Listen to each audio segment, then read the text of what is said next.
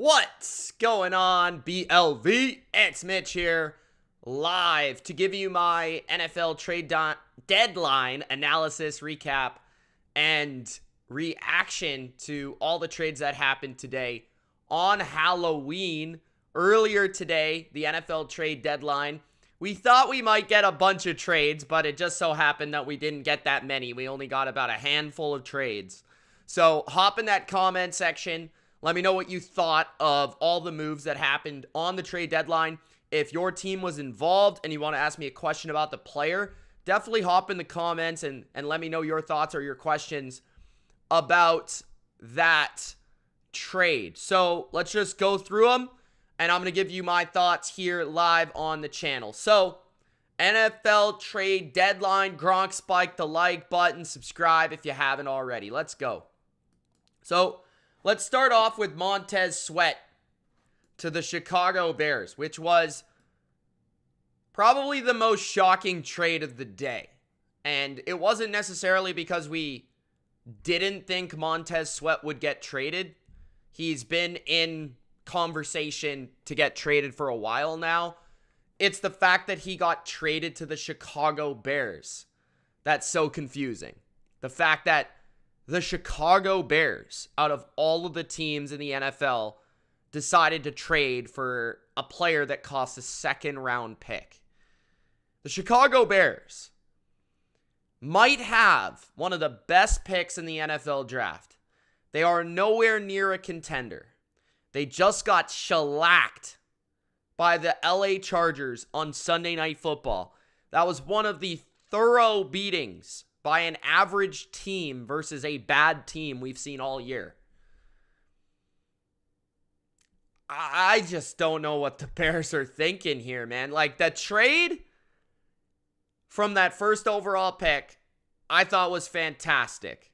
This trade, with the point where you're at in your franchise, makes absolutely no sense whatsoever. Is Montez Sweat a good player? Yeah.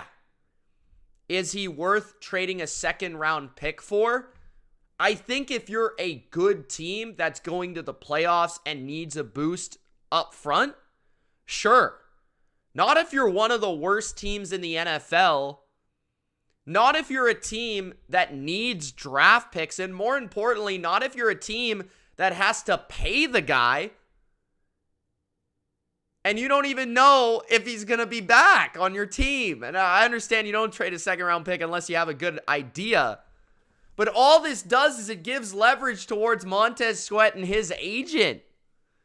This move to me just makes absolutely no sense whatsoever. Am I the only person that thinks this? Like, this move was wild. So let's just go over the player.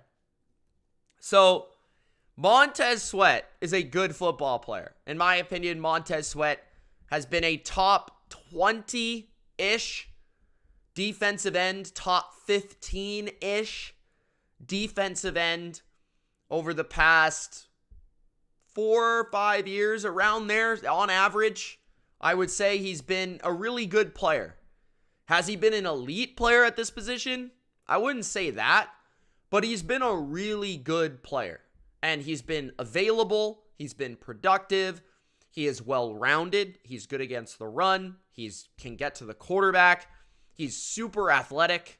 His measurables are off the charts, right? He's quick. He's powerful.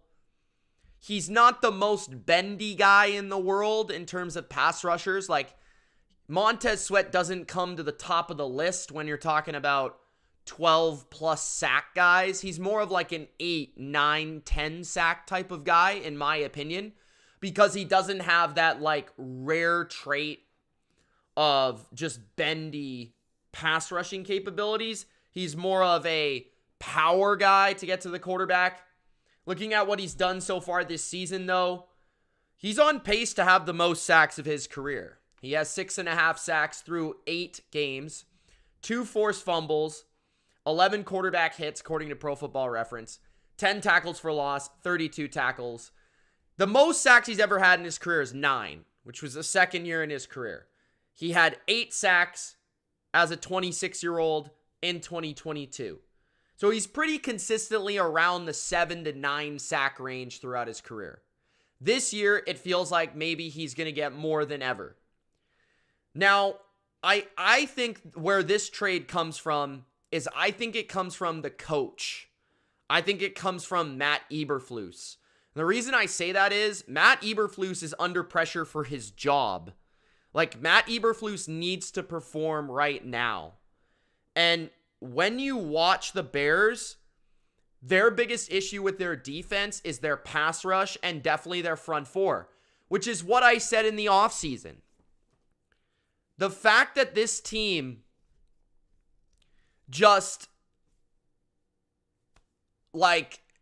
didn't go out and spend any money to impact their pass rush in the offseason, spent all their money at the linebacker position in the offseason, just tells you about the fundamental misunderstanding of building a football team. And I get it that Matt Eberflus needs productive players in the front seven, but the Chicago Bears are going, with the way their team is, they're going to have to pay this guy elite money.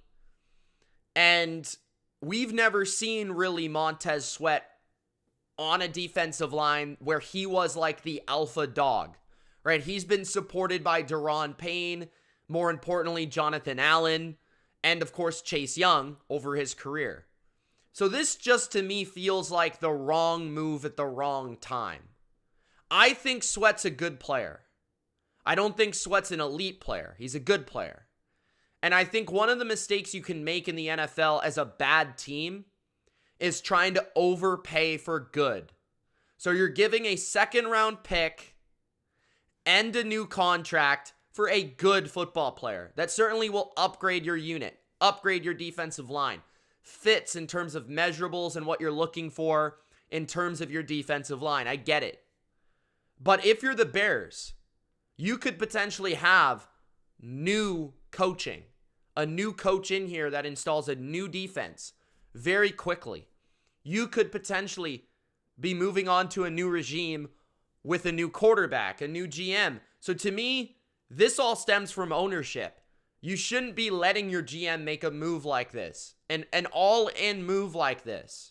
And I understand people are going to say like, well, they're going to have multiple first-round picks. It's okay to get rid of a second-round pick. But to me, like, it's not only the second-round pick, you're giving up the contract, and then you're also really not in a position to make a move like this. Like, you're a rebuilding team. You're nowhere close to being good.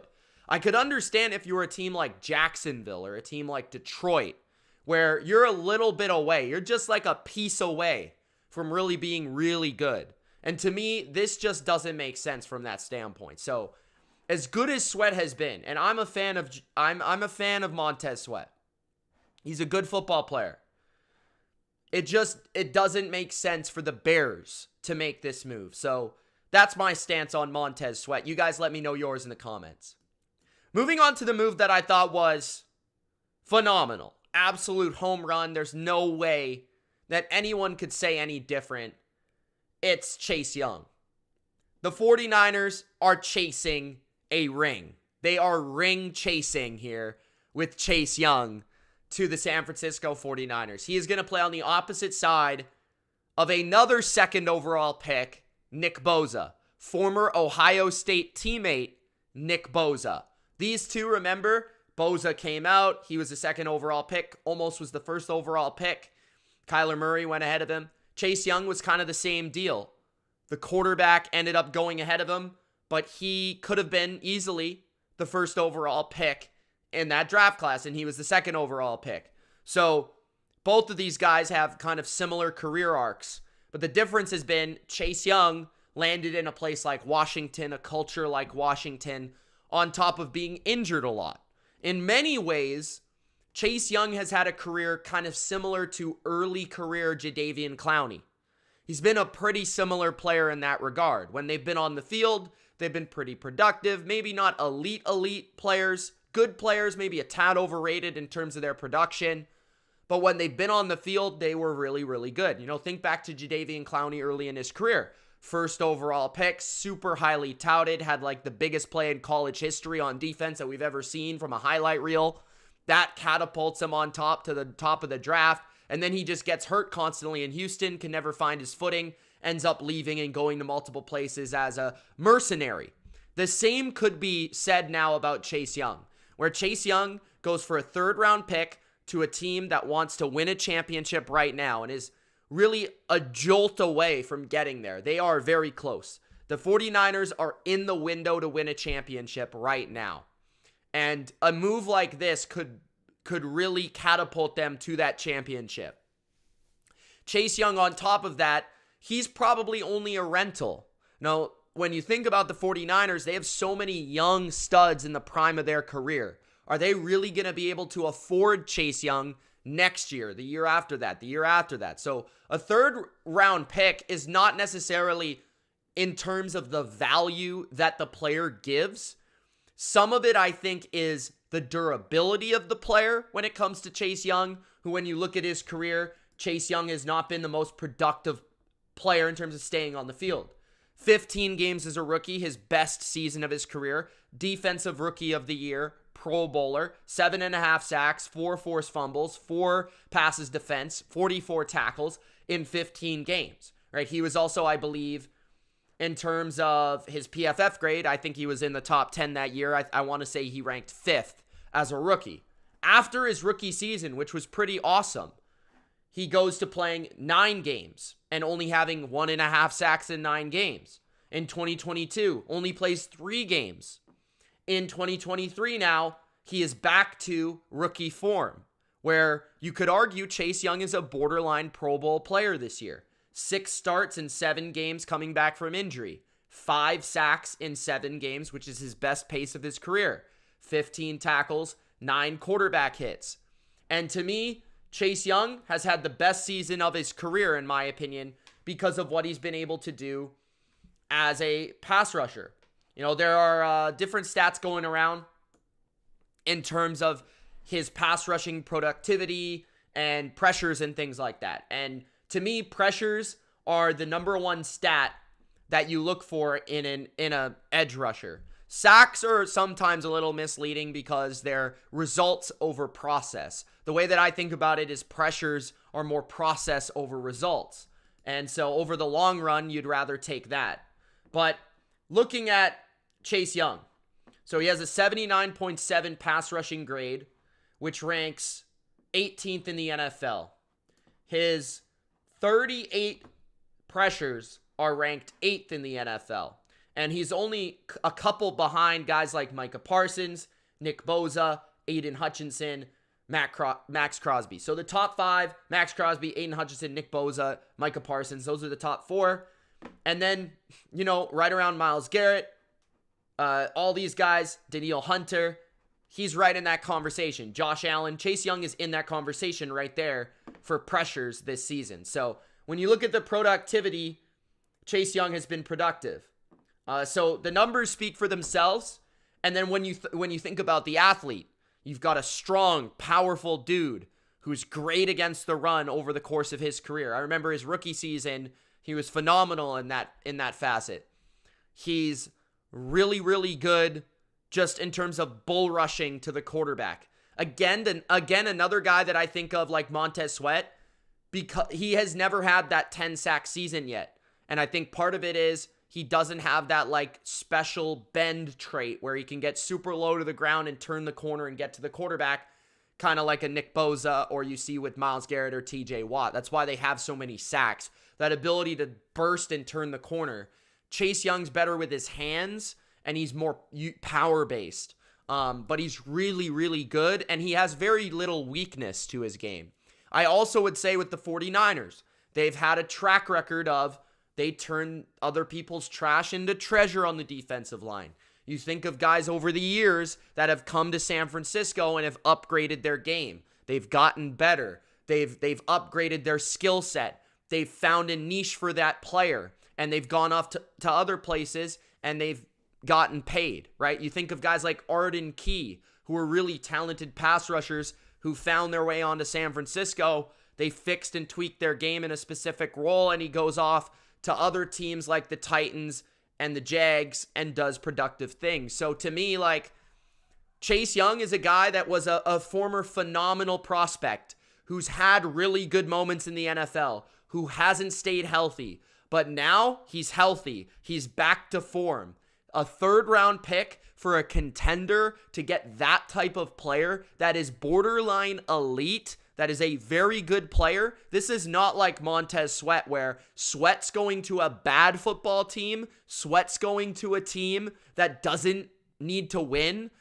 The Niners are in the window, and not only that, but if they just so happen to let him walk in the offseason, they're going to get draft picks from losing DeMeco Ryans, who they're going to get a third-round pick for losing DeMeco Ryans as a head coach, as a minority head coach. They're going to get a multiple first-round or multiple comp picks for Mike McGlinchey and other players, so they're actually going to be able to replenish this third-round pick from Chase Young if he ends up going and signing to a pass rush needy team in the offseason after he has a deep playoff run, potentially a Super Bowl run with the 49ers. Or maybe he likes the 49ers so much and the 49ers like Chase Young so much and he loves Nick Bosa, his buddy from Ohio State, that he sticks around and he signs a 2-3 year contract or maybe just a 1-year contract to do it again. Maybe the Niners go on.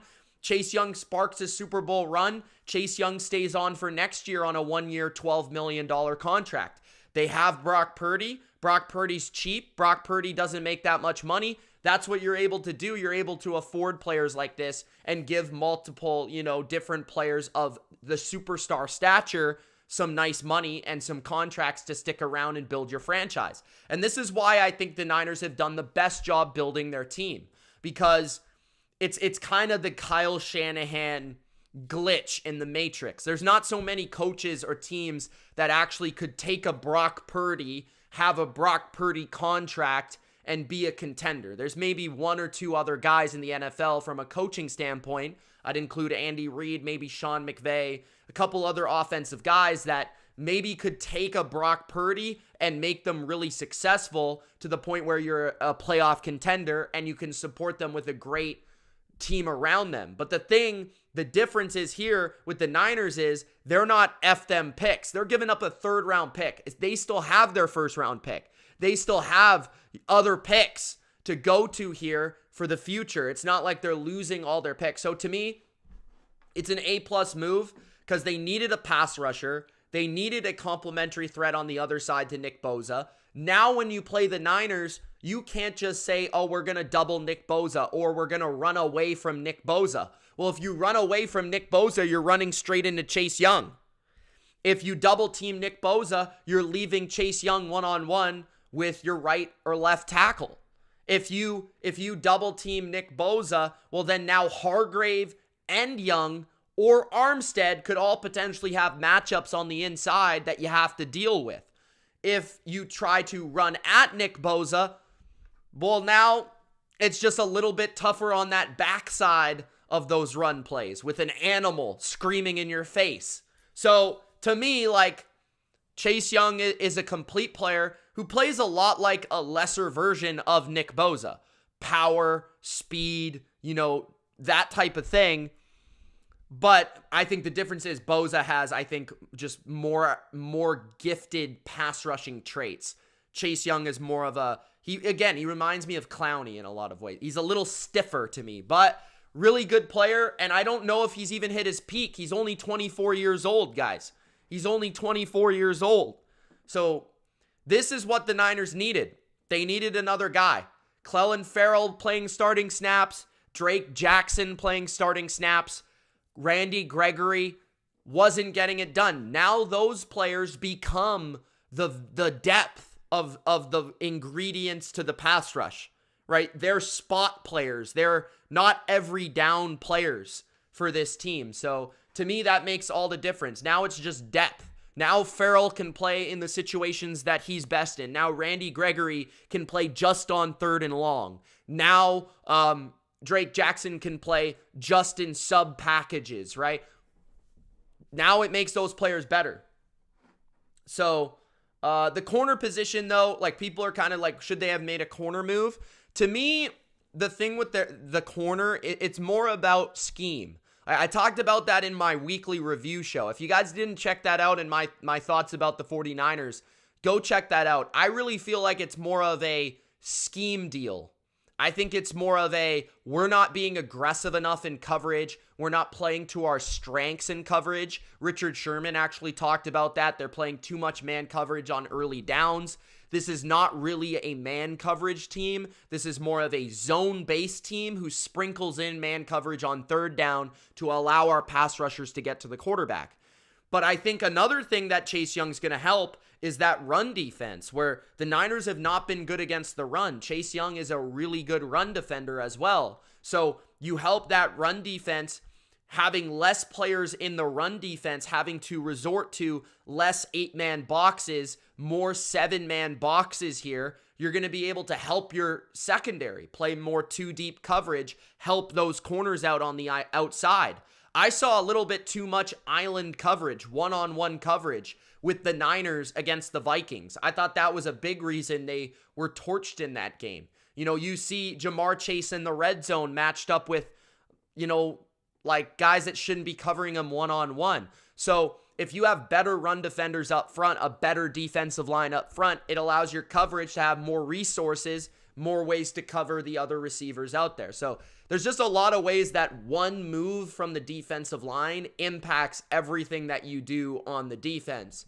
So we'll see how Steve Wilks works with this. But the last point I want to make about Chase Young and the Commanders is this is the style of defense, or the style that Chase Young has been playing. Like, pin your ears back, 4-man rush. We're not going to do anything creative here. We're not going to have any seriously wild stunts or games up front or simulated pressures. We're not the Baltimore Ravens. We're not Mike Vrabel and the Tennessee Titans. The 49ers at their best, they just say, we know, we know that these 4 guys are coming. These 4 guys are going to get to your quarterback.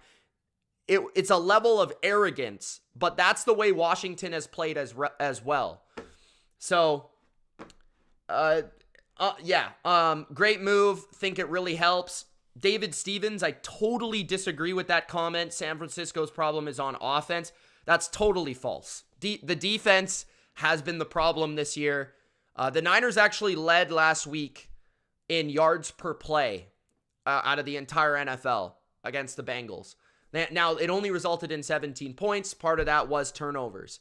But their offense is really good. And they don't have Debo. They don't have Trent Williams. Brock Purdy, he'll be fine. Don't worry. The offense is really good. It's elite. I think it's a top 3 offense in the NFL. If they can get their defense back to where it should be, where it was last year, this is the most complete roster in the NFL from a offense-defense perspective. But maybe Chase Young will be that spark that they needed. That's my opinion on the move. Just someone said Chase Young's not a good run defender. Hold on a second. I just want to see something here. So, Chase Young, just going to look. I mean, in my opinion, he is a good run defender. But in terms of his run defense, overall throughout his career, his worst run defense grade is actually this season. But his first 3 years of his career, he had an elite grade in 2021 in run defense.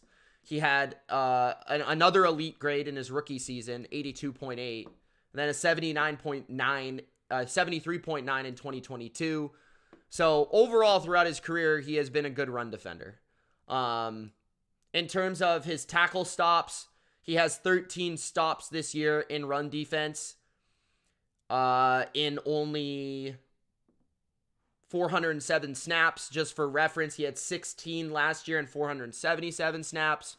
As a rookie, he was an absolute animal against the run. He had 32 stops that season. So, I mean, overall, I think Chase Young's a very good run defender when he's at his best, and I think he's getting there. But he's been really good rushing the passer this year, so probably the best of his career rushing the passer. He has already 38 pressures in 8 games. He had 42 as a rookie, and he won Defensive Rookie of the Year. So those are my thoughts on Chase Young. All right.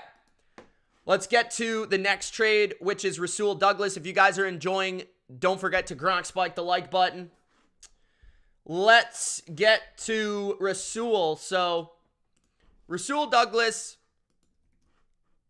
cornerback, Green Bay Packers, kind of a weird career for Rasul. He's 29 years old. He was a bit of a journeyman early in his career. He was a depth player for most of his career in Philadelphia. Played 3 years in Philadelphia from 2017 through 2019. Started about a full season in 3 years there. Then he goes to Carolina. Has like the worst year of his career. Totally bottoms out. Is like one of the worst corners in football. And then he goes to Green Bay in 2021. And in Green Bay, he becomes a really good football player. Like a really good football player. Plays 12 games in 2021. Has 2 touchdowns. 2 pick sixes. 5 interceptions on that season. Becomes a really good nickel corner for the Green Bay Packers with Alexander and I think it was King on the other side. Alexander and King in 2020, 2021.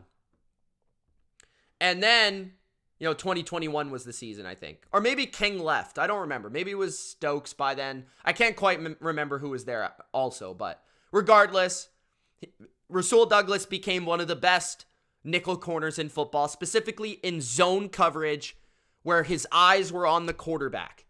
And he was reading the quarterback.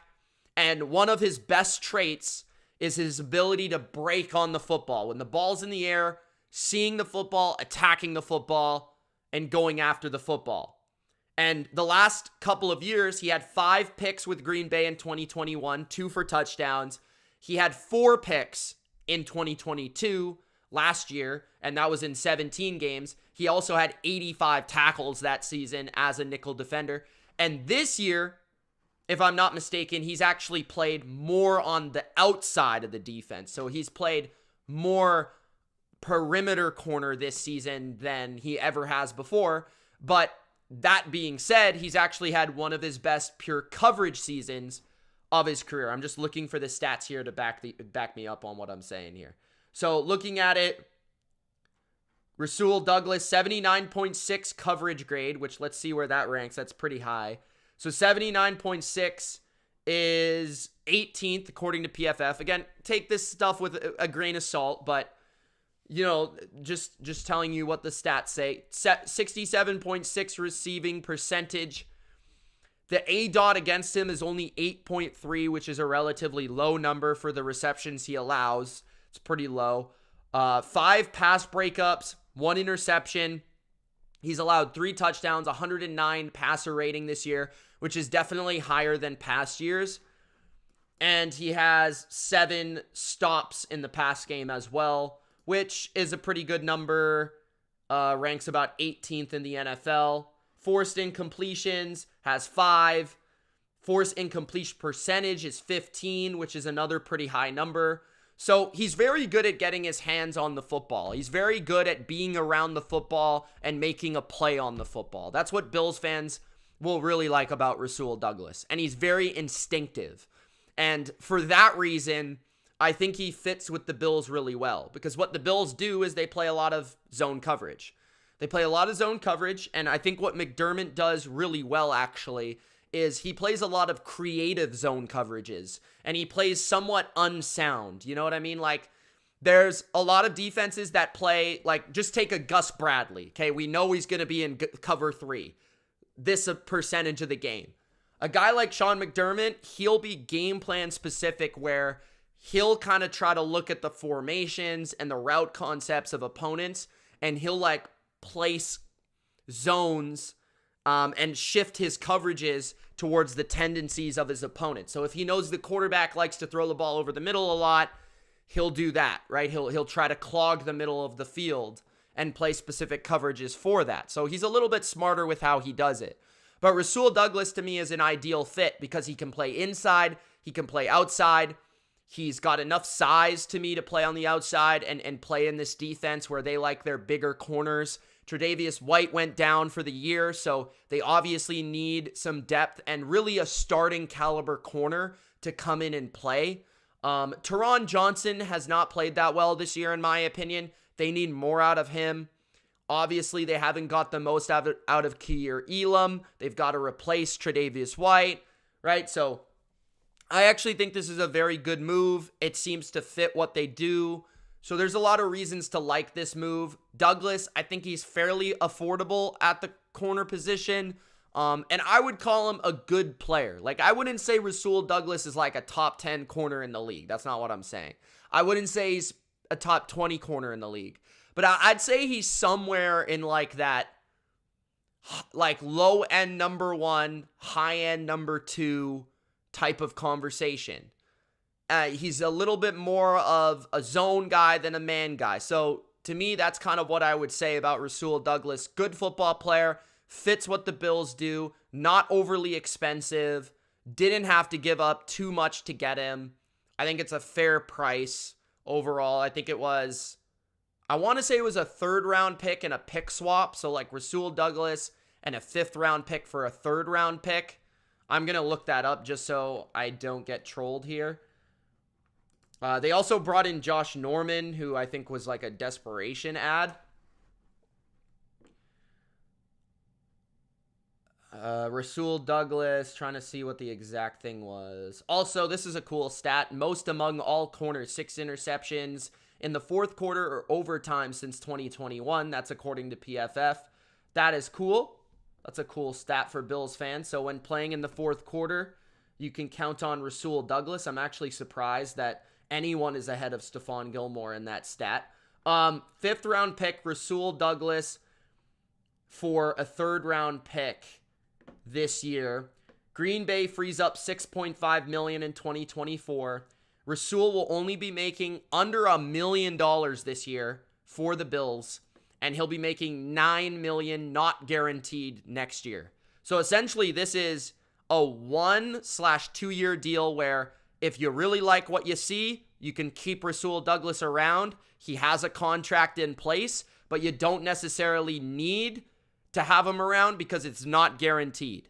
So awesome deal for the Bills. They get a player that's going to help them in their scheme. They get him for cheap. They get it for not too much in draft compensation. And I think that's a great move for them at a position that they definitely needed. Let's move on to the next player in the next trade. Cleveland of the Minnesota Vikings traded to the Jacksonville Jags.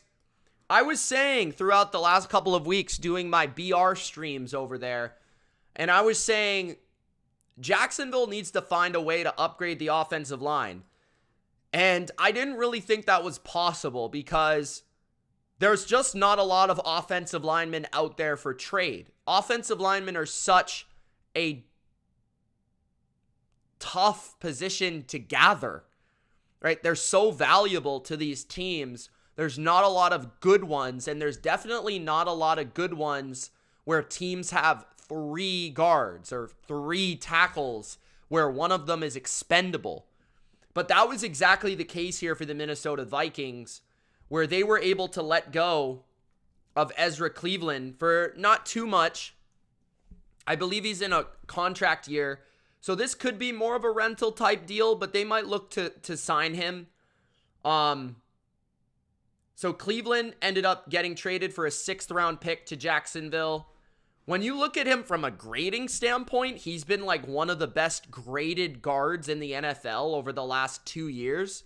He was graded as the 8th best guard in football in 2022 and the 8th best guard in football in 2023. So getting even if he's not quite that good, right? Again, take that with a grain of salt.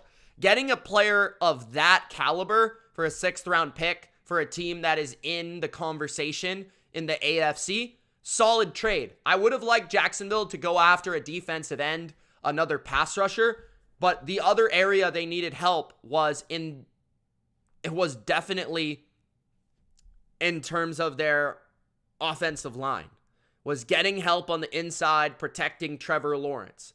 So far this year, 12th in pass block, 10th in run block. He's played 372 snaps. And the one thing about him, he hasn't played every game. He's only played 6 games.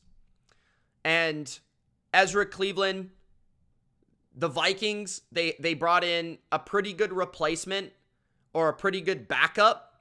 And Dalton Reisner, I believe, was the guy they brought in. So they have like 3 starting caliber guards. I think Ingram is one of them. Reisner is the other. And then Cleveland was the expendable piece that they would have had to sign this offseason. And obviously it wasn't in the cards. So Jacksonville gets a good player that is graded out well for their system from the Vikings.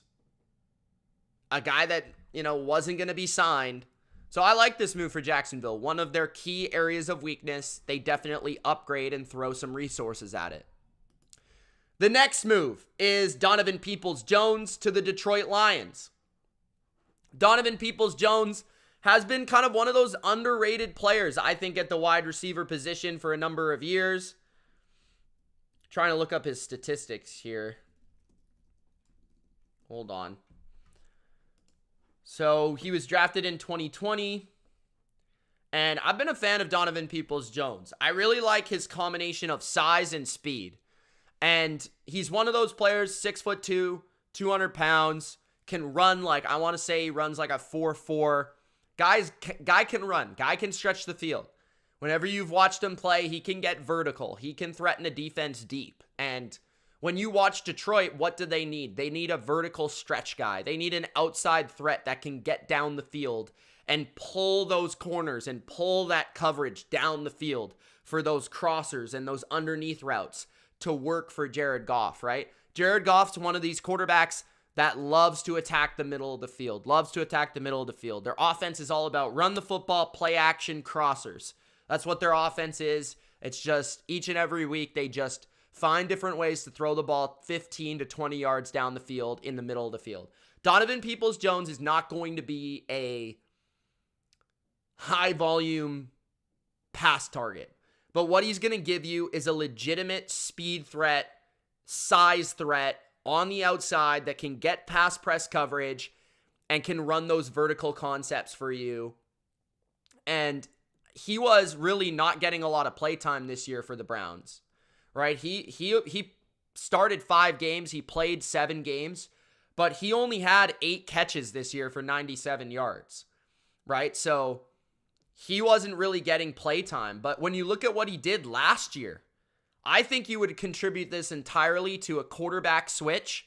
Jacoby Brissett did well with Donovan Peoples-Jones. Donovan Peoples-Jones was a good player for the Cleveland Browns last year. Like, Donovan Peoples-Jones had 839 yards last year, 61 catches last year in 2022. He was on fantasy rosters, guys, last year, right? So he had 3 touchdowns, 839 yards, 33 first downs.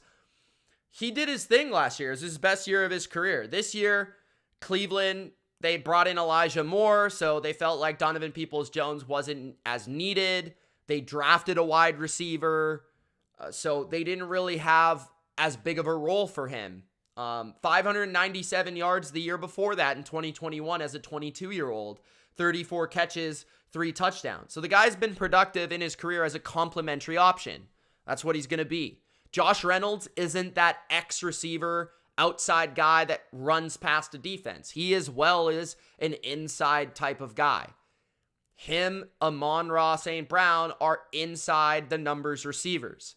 So Jamison Williams was the guy that they counted on to get down the field, and he's been very up and down, very inconsistent. So they're bringing in a guy that's a little bit more proven, a little bit more consistent, can stay healthy to help this offense. And I like it because they weren't getting anything out of, Marvin Jones was not the solution. Khalif Raymond isn't that type of guy. They simply didn't have that role on their team.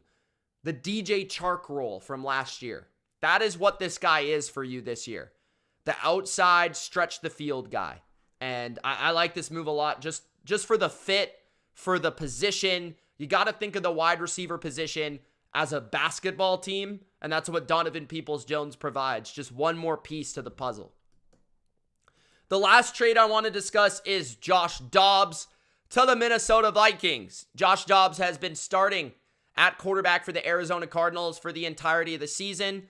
We heard some weird reports last night from the Cardinals suggesting that Clayton Tune would start over Dobbs, and Gannon said it was because of the film. But I don't know if it was because of the film or if it was because Josh Dobbs was getting traded. That actually makes more sense to me, personally, because I don't think Josh Dobbs has played that bad. You know, maybe they needed a switch for the Cardinals at quarterback. Kyler Murray's coming back soon, so it's a good idea for a team that's not going anywhere this year, that needs draft capital, that's in rebuilding mode, to get something out of Josh Dobbs. And if you would have asked the Cardinals before the season, no Kyler Murray, Josh Dobbs comes in, he manages the offense, he's a good guy in the locker room, he's a good personality, a good leader, we're trying to lose anyways. Josh Dobbs comes in, we use him up, then we get a little bit of draft capital out of him. The Cardinals would probably be very happy with that. And if you're the Vikings, Kirk Cousins out for the year, you don't totally want to tank your season with a rookie quarterback that looks like ass.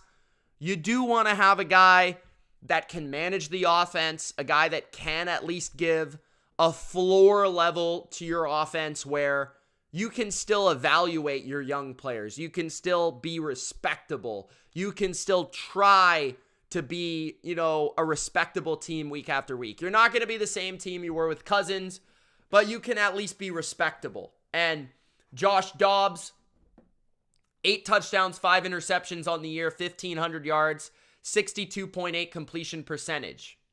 He's had some pretty good games this year. The Ravens game, 67.6 completion percentage, 25 for 37, 2 touchdowns, 208 yards. He did throw 2 picks, but he's been running the ball well as well. You look at the games he's been running the ball, had 12 carries against the 49ers for 48 yards, had 6 carries last week for 26 yards and a touchdown, 7 carries against Seattle for 47 yards and a touchdown, 7 carries against the Rams for 47 yards. So this is a guy that can bring a legs element, a rushing element to the offense in Minnesota. He's going to work off of the play-action boot game that Kevin O'Connell loves to run coming from the LA Rams with Sean McVay. That's a heavy part of the offense. So he's going to know how to do that, and he's going to be able to work off of that. 6 attempts for 55 yards against Dallas in the game that they won. He had an 81% completion percentage in that game, 189 yards and a touchdown. Overall, he's nothing special. Don't get me wrong. But we've seen the guy be able to adapt, be able to adjust to different teams, to different environments, to different offenses. He's been thrusted into the Tennessee Titans with the season on their line last year. He's been thrusted into no Kyler Murray. The Cardinals need a quarterback. Let's trade for Josh Dobbs. He's been thrusted into Minnesota now. And the thing about Josh Dobbs, he's incredibly smart. He's a very good guy in the locker room. He'll be easy to cheer for. And I think his floor of his rushing ability gives him something to the offense that maybe Kirk Cousins didn't provide, but he's not a super passer, the traditional drop back guy that Kirk Cousins is, and nowhere close. So don't expect that. But at least it's not going to be a disaster for the Vikings for the rest of the year. And hey, given the current state of the NFC, could a Josh Dobbs Minnesota team maybe make the 7th seed? I wouldn't rule it out. I wouldn't say it's impossible. I mean, who's your competition? Sam Howell? Who's your competition? The Baker Mayfield, Derek Carr, Desmond Ridder. So for me, sure, why not? Go for it, Josh Dobbs. Good luck to you, pal. So those are my thoughts on each trade. Gronk spike the like button. Subscribe if you haven't already. It's Mitch. Appreciate you tuning in here on a Halloween night for my trade reactions. Don't worry, guys. My power rankings are still coming out. I'm working on it. There's a lot going on in terms of the trade deadline, so wanted to get this out live, and I will be recording my power rankings. I might just release them tomorrow morning instead of today. But yeah, check those out when they come out. Thanks, guys. We'll see you in the next video. Peace.